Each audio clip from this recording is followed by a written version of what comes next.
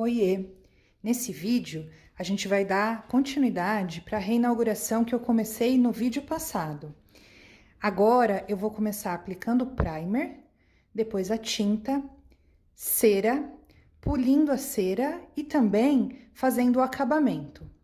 Fica aí, espero que você curta a cor escolhida. Não esquece de deixar aquele like. Coloca aí no comentário o que você achou dos custos que vão ser comentados no final do vídeo e vamos embora nessa reinauguração. Terminei de aplicar a massa de madeira tanto nas gavetas quanto no tampo. Tá tudo empapelado, né? Tudo protegido com a fita crepe. E agora então a gente vai entrar com a cor. Antes de eu aplicar a cor aqui, eu costumo usar um fundo nivelador. Nesse caso é um fundo preparador à base d'água. Ele é para madeira e metal. Por que eu gosto desse produto? Primeiro porque ele sela a madeira, deixa a superfície mais regular e também porque ele ajuda a economizar a tinta. Então, a tinta é cara, porque a gente geralmente vai preparar a tinta com uma cor forte, então ela vai ser um pouco mais cara. E esse material ajuda a selar e a economizar quando a gente for aplicar a tinta. Então eu recomendo. Agora então avental, luva, preparar isso aqui com a diluição certa, de acordo com o rótulo, e bora começar a colocar a cor nesse molde.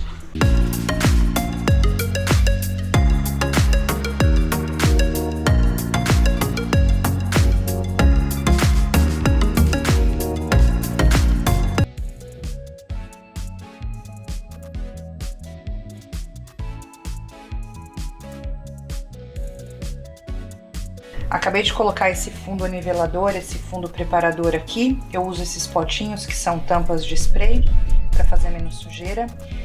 Primeiras impressões, ele é bem mais grosso que o outro, então eu realmente vou precisar diluir isso aqui para ver.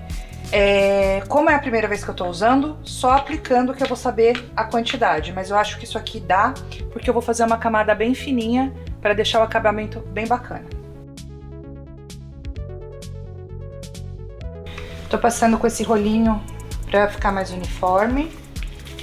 Eu gosto de pintar sempre na direção do veio da madeira, principalmente porque isso aqui ajuda a dar uma preenchida em alguma irregularidade que tiver. Então eu faço uma camada bem transparentinha, bem esticada, e aí, caso eu precise, eu posso aplicar a segunda demão sem ficar aquela coisa grossa de tinta que depois ao encostar você vai acabar marcando o móvel.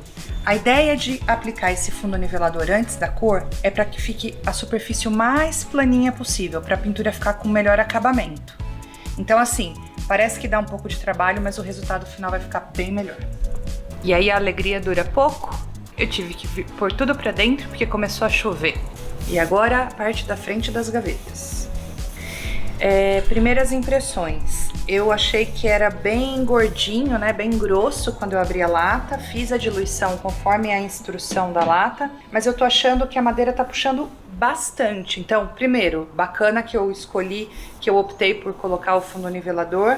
E segundo, não é tão grosso quanto parece.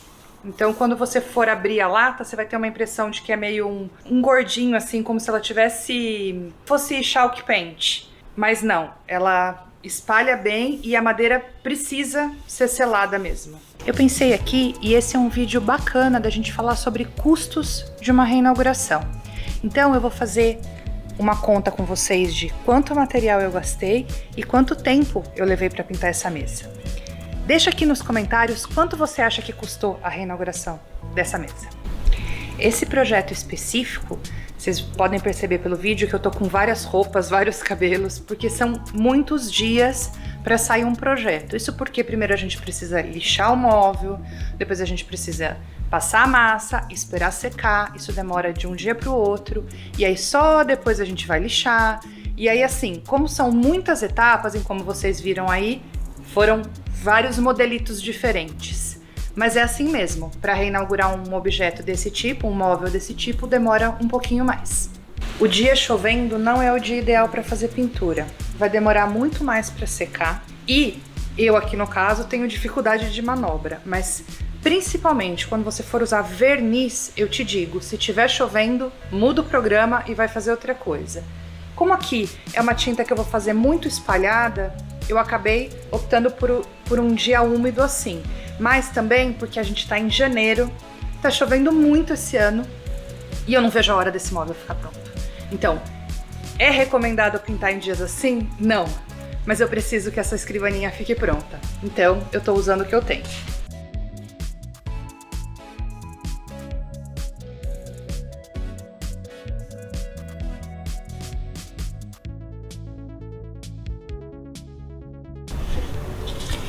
Viu por que é importante passar a fita?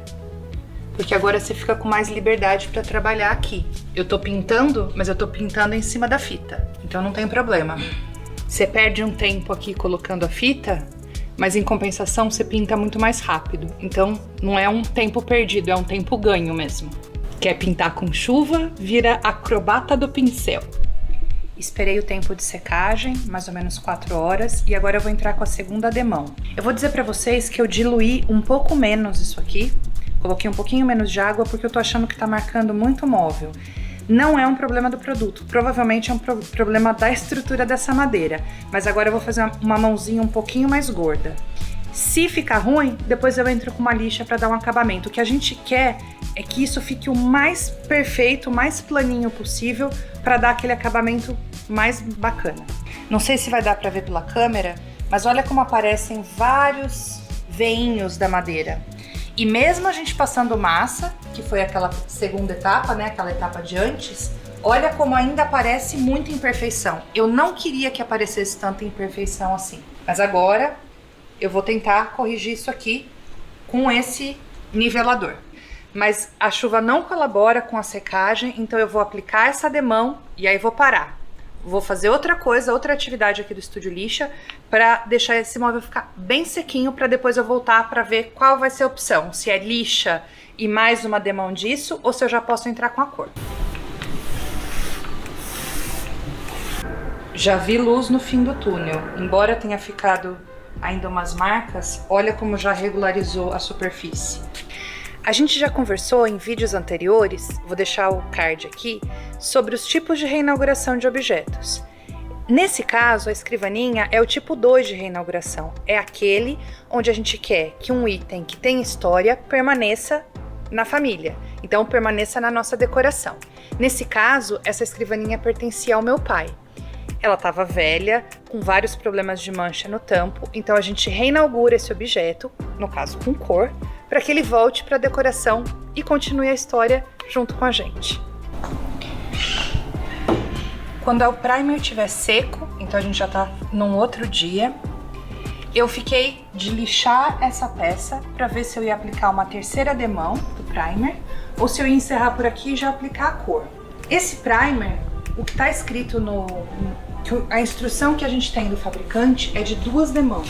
Então, o que eu fiz? Eu peguei essa lixa, não sei se vocês conhecem, ela chama No Fio, ou eu pesquisei na internet, outro nome dela é lixa champanhe.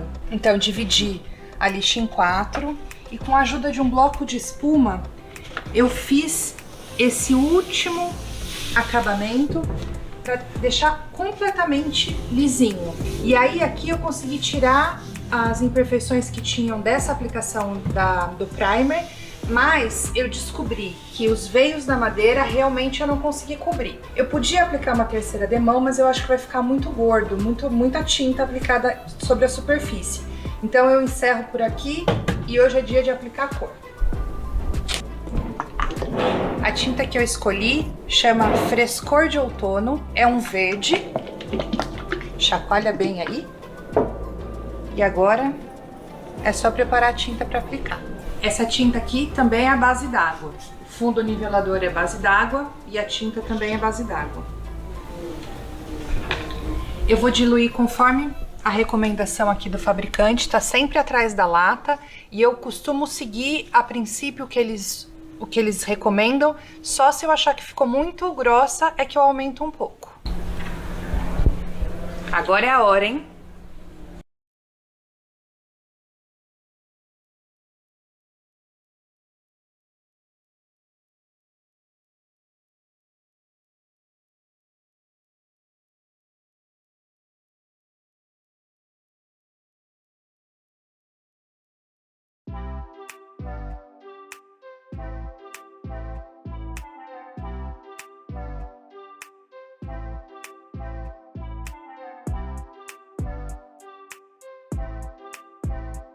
E aí, o que vocês estão achando? Hoje já é outro dia, eu já dei a segunda demão na mesa, ela já secou e agora eu vou mostrar o resultado final para vocês. Eu vou falar que eu não gostei muito da cor. Eu achei que era um verde mais escuro quando eu comprei. Mesmo assim, agora eu já apliquei, então eu vou mostrar o resultado. Ó, a mesa tá ali atrás, eu vou mostrar para vocês agora. Vem comigo. Então assim, ficou com a segunda demão, todo o tampo. Ainda tá protegido, né, empapelado ali com as fita crepe, que agora eu vou tirar isso e vou entrar com a cera nessa parte de madeira que não foi pintada, né? Então toda a estrutura do móvel ali que ficou madeira cerejeira, eu vou entrar com uma cera. Eu escolhi para essa peça trabalhar com esse acabamento selante, que é uma cera que se chama microcristal. Na verdade, ela é um autoimpermeabilizante, tá? Ela faz uma alta impermeabilização e é cera de abelha junto com cera de carnaúba. É incolor e esse é o produto mais caro dessa reinauguração, quando a gente for ver os custos, mas eu acho que o acabamento vai ficar ideal.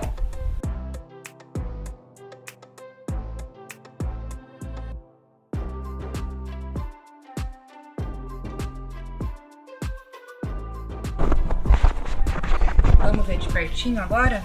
Sem cera.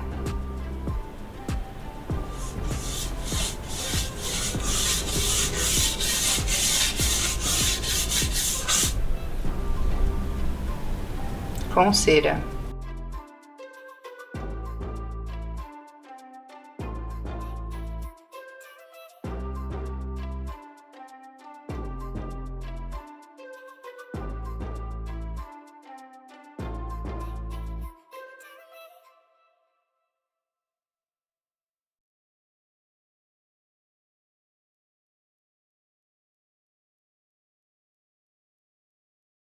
E agora, tirar a fita das gavetas, com muito cuidado.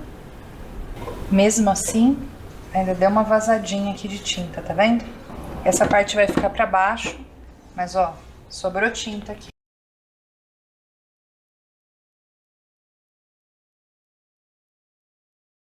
No começo do vídeo, eu falei que a parte da frente do móvel, ou seja, tudo que aparecia, era de cerejeira.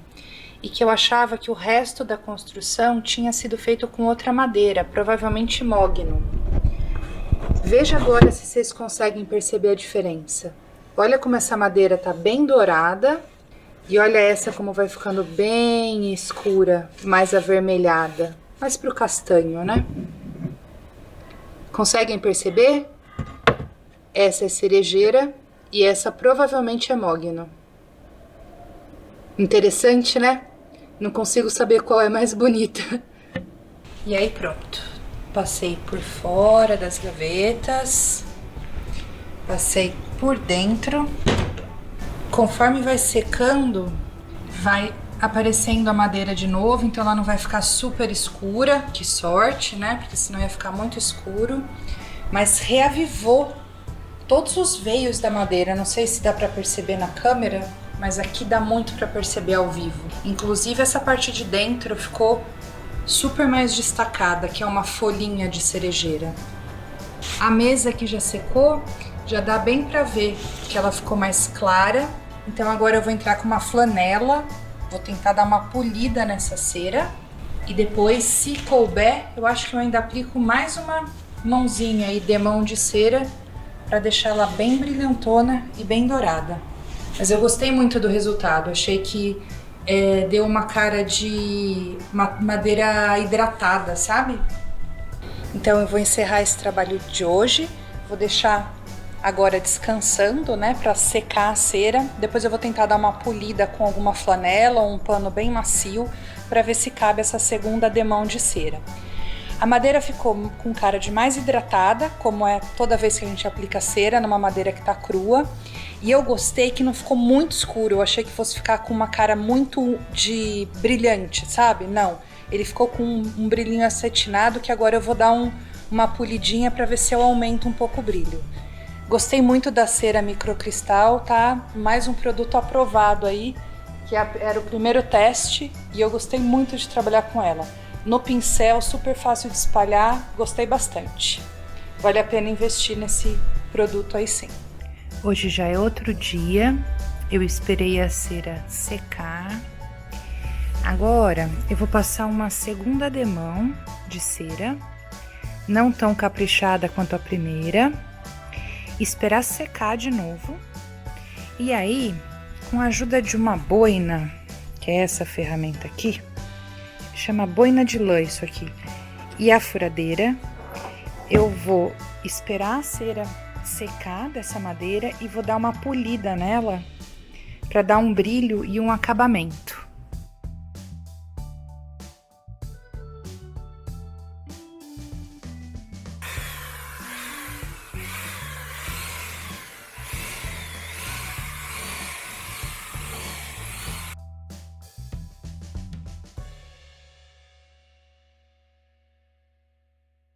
E agora que eu já terminei a parte da frente e essa lateral, eu vou continuar na parte de trás e lá do outro lado, que não dá para gravar porque a luz vai ficar muito ruim. Então, senta que daqui a pouquinho eu tô te entregando esse móvel prontinho. Para facilitar, eu tenho essa caixinha, que são as coisas que eu uso com maior frequência.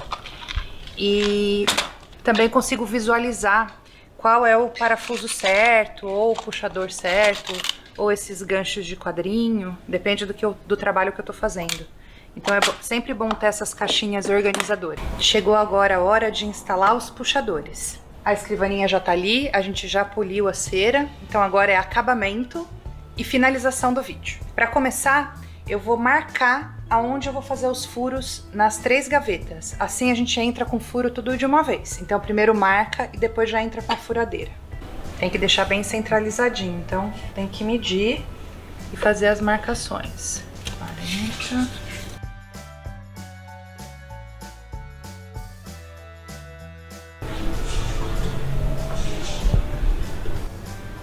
Depois que eu marquei as 3 gavetas, agora eu vou pegar uma broca bem fininha, acho que é de 1 milímetro.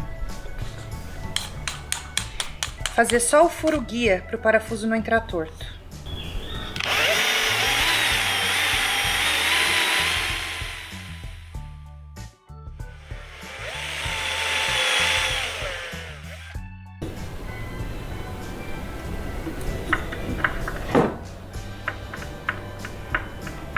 E agora a última.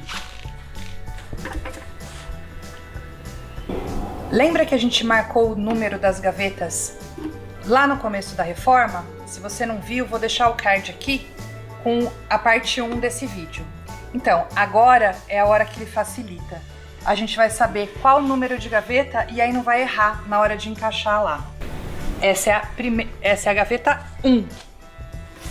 Tá aqui, ó. 2.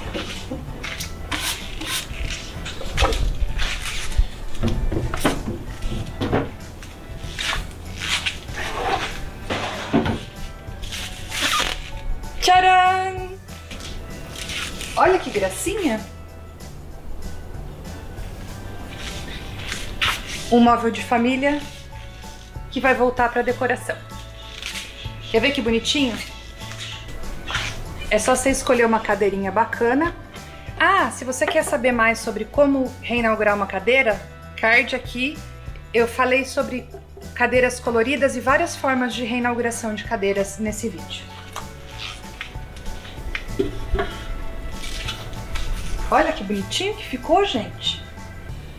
E para finalizar a mesa, eu vou colocar um vidro aqui no tampo para proteger a pintura e também para ser mais fácil de trabalhar em cima dela. Eu pedi um vidro de 4 milímetros com as laterais lapidadas, que são tirar o cortante, né? Deixar a lateral arredondada. Então agora é só colocar o vidro aqui e ver como ficou moderninha a minha mesa. E agora tá prontinha para trabalhar. Gostei muito do resultado.